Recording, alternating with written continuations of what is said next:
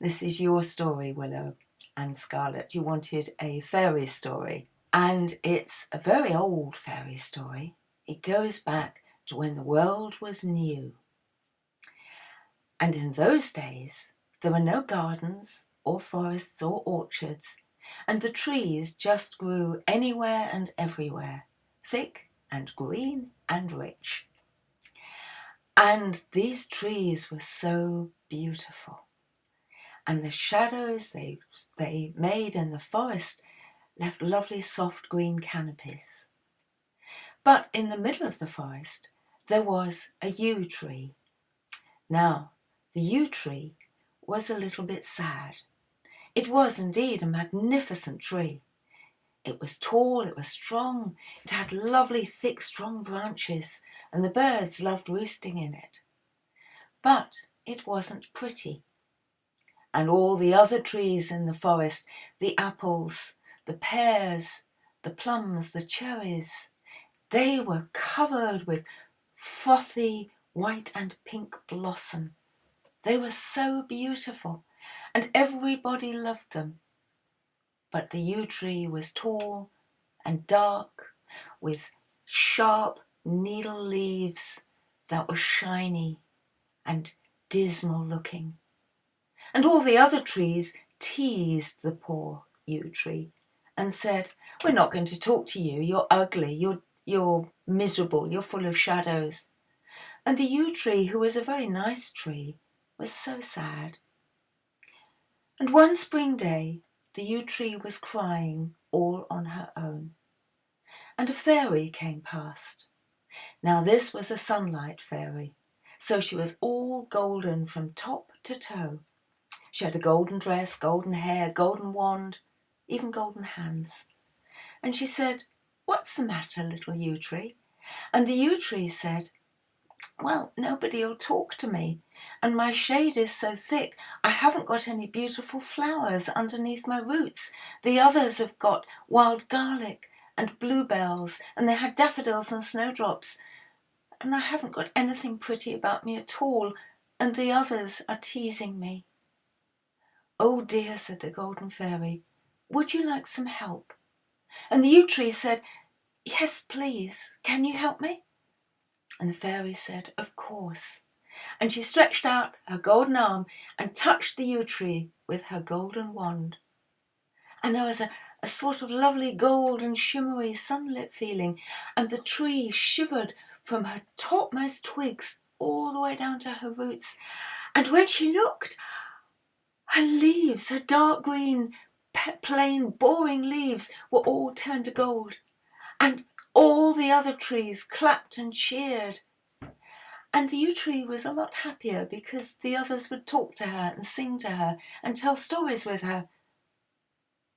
But then, one night, some thieves came past, and they had sacks and scissors, and they climbed the tree in the dark, and they went snip, snip, snip, and cut off every golden leaf. And when the yew tree woke in the morning, its branches were completely bare. "No," said the yew tree, "no." And of course all the other trees laughed and said, "Oh, you've got bare twigs and it isn't even autumn. You're useless, you're ugly." And the yew tree cried and cried. Well, as the summer went on, the yew tree hoped she'd grow more leaves, and they did come, but again they were hard and green and dull.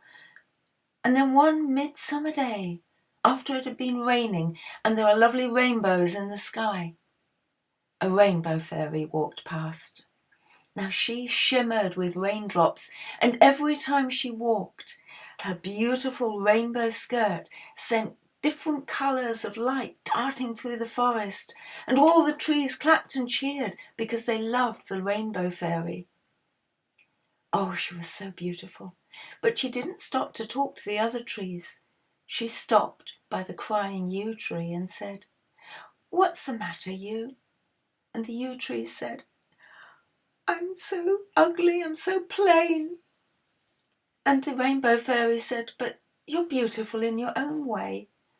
And the yew tree said, that's what everybody says, but the other trees won't talk to me because they're making apples and cherries and plums. They make all useful things like furniture, but I'm just plain and ugly, and I've got thick arms, and nobody loves me.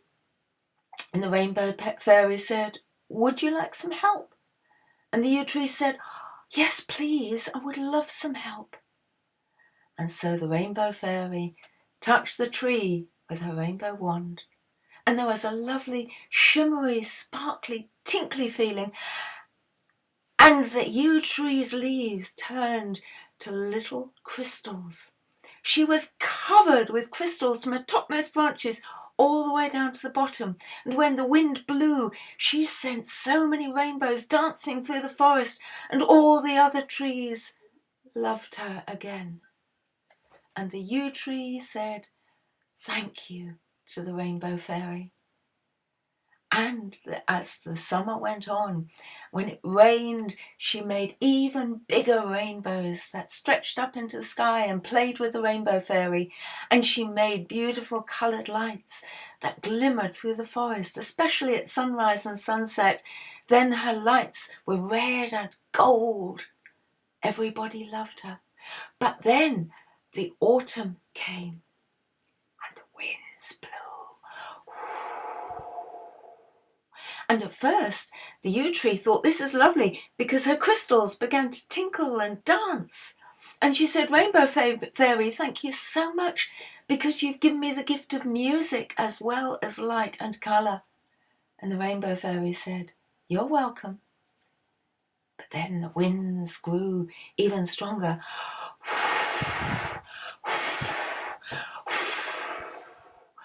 And the crystals went chink, chink, chink, and they snapped and they broke and they fell to the ground. And by morning, after the storm, the yew tree was bare once more. And all the other trees in the forest were covered with golden red leaves, some of which had blown off, but at least they'd made a beautiful coloured carpet in the forest. But all the yew tree had done was leave broken crystals that hurt the animals' feet. The yew tree was devastated. She didn't want to hurt the animals. She wanted to contribute to the light and the colour in the forest. She was so sad. But then men came along and they scraped up the crystals that were shattered, and they put them in the bins and they took them away. But the yew tree was left bare and cold and shivering and so sad. One day, a green fairy was coming along through the forest. She was making sure that all the evergreens had got their leaves and all the deciduous trees, the one that dropped their leaves, had dropped theirs and they turned to pretty colours. She was in charge of greenness when it came and when it went. And she saw the yew tree crying bare and alone. And she said, oh, you need some more leaves. And the yew tree said, yes, I do, but please, can I have pretty leaves? And the green fairy said, yes, if you want. It's a little out of season, but as you're so sad, I will give you green leaves. And she touched the yew tree's branches with her green wand, and the yew tree was covered with big, soft green leaves that spread out and made shade and greenness and brightness in the forest. And of course, all the trees that had lost their leaves were jealous. They wanted green leaves. But the green fairy said, you've had yours. Now is the time for yellow and red. It's autumn. Let the yew tree have hers. They will turn yellow and gold soon enough. And the yew tree said, goodbye. Thank you, green fairy. And so the green fairy went away. But the autumn was cold and chilly, and the wildlife were hungry. And one morning, a hungry goat came through the forest. And seeing the green leaves, it wriggled and it bent its legs and it sprang right up into the tree. And then it started nibbling, nibble, nibble, nibble, nibble, nibble, nibble, and it ate every green leaf on the tree, apart from one right at the top that it couldn't quite reach. And then it jumped and burped, and went on its way with a full tummy. The yew tree. My leaves, said the yew tree. What am I going to do with all my leaves? And he cried. She cried and cried and cried. And then the mother of all fairies came along. She wasn't dressed as you'd expect the queen of the fairies to be. She was dressed in earth colours, browns and greys, because it was winter. She was a dumpy, cuddly sort of fairy, and she sat down under the yew tree and said, "Tell me why you're so sad." And the yew tree said, "I'm so sad because I'm so ugly, and your kind fairies have been so lovely, and they've given me gold leaves and rainbow leaves and green leaves, and nothing works." And the mother of all fairies said, "That's because you're a yew tree. This is the way you are meant to be. Now, I will give you back your yew leaves, but I want you to think, is there more to life than being pretty? Does it matter if the other trees are horrid? The apple trees, well, they have nice leaves and make apples. The cherry trees make cherries, and the plum trees make plums. Okay, their wood can be used for whistles and flutes, and the oak tree can make ships and buildings, but they can't do what you do." "And what makes me so special?" asked the yew tree. And the mother of all fairies said, "Because you're an evergreen, you can give shelter to the birds and the squirrels all winter, whatever the weather. Your wood will make very useful, strong, flexible things. And there is something even more important, which makes you the most special tree in all the wood. You will have healing properties.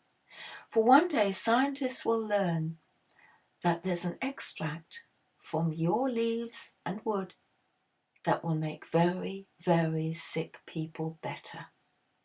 And that is something not another tree in the wood has got. Just you."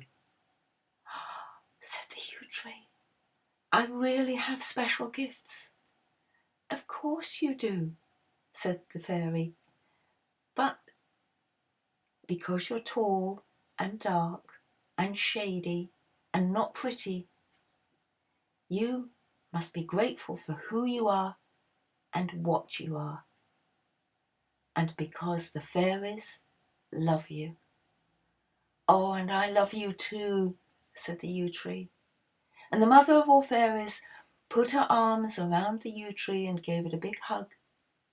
And then she said, "But I will give you a little present, just to cheer you up."